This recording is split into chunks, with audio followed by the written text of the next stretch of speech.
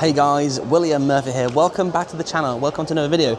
Now, if you see the previous stuff, we didn't travel very far to get to the next car. Now, this one has a significant historical relevance to the British motorsport industry and the British car industry. This is the 1981 Triumph TR7 V8 development car. So this 1981 Triumph TR7 V8 development car is an exceptionally rare and historical significance prototype, representing the pinnacle of the TR7 evolution.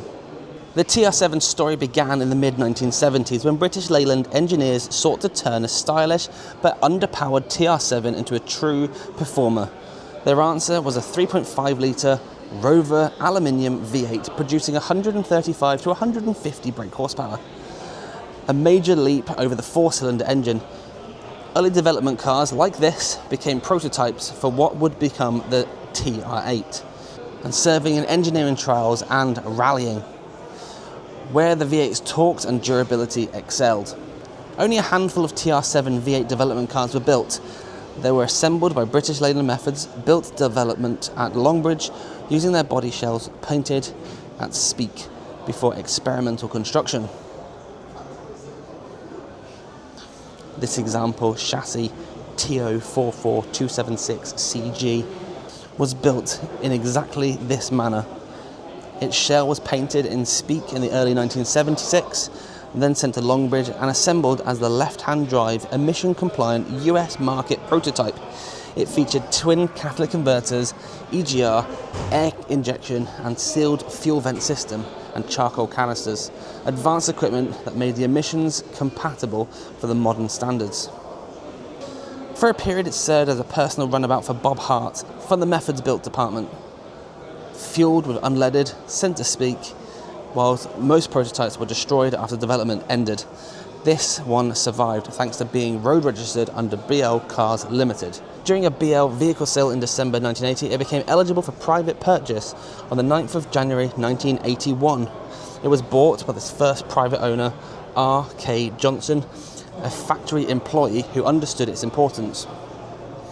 The car remained within the Longbridge community, later owned by T.C. King, who used it as hill climbs, and subsequently by an owner who neglected it. When Triumph Owners Club member Ian Tinsley bought it in 1992 and did major work, as he dismantled it, prototype-only parts and deviations from the production standards revealed its true identity. It was restored accordingly to the full Methods Built department specifications, preserving all of the unique development. As a left-hand drive, non-sunroofed version, it presents remarkably well today. Showing 27,640 miles a clock, it has appeared at club and national events and accompanied by an extensive history file with letters, recollections, photographs and even hand-drawn factory maps.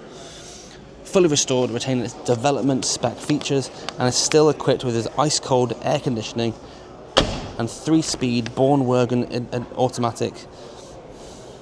This is not a historical prototype, it's a rare survivor of British Leyland engineering program, irreplaceable piece of Triumph history. Just opening the door, it smells like what the 1980s should and would have smelt like. I'm not going to sniff the seats, but you get an odour coming through. I don't know if it's the fabric, whether it's the headlining or just the fumes. It's a smell that is, I don't know, it brings back memories. Now, obviously, I was a baby in late 1980, very late 1980, so I didn't really remember any of this, but I am a child, or I'm a person that's, I guess, born well after the time they probably should have been. This stuff here is just amazing. The smells that come from it, the way that everything feels, it's just an incredible piece of history that is amazing to be, around, and absolutely lovely. So this vehicle isn't just a piece of prototype history. This is the prototype history. This is the foundation for the TR8 that was legendary throughout rallying, made famous by Tony Pond going through the forests in that red, white and blue livery.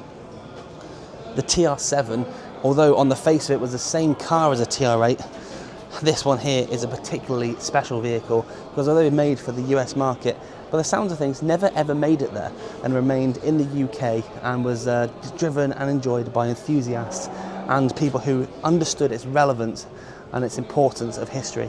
It's a rare survivor of British Leyland engineering programme and an irreplaceable piece of Triumph history.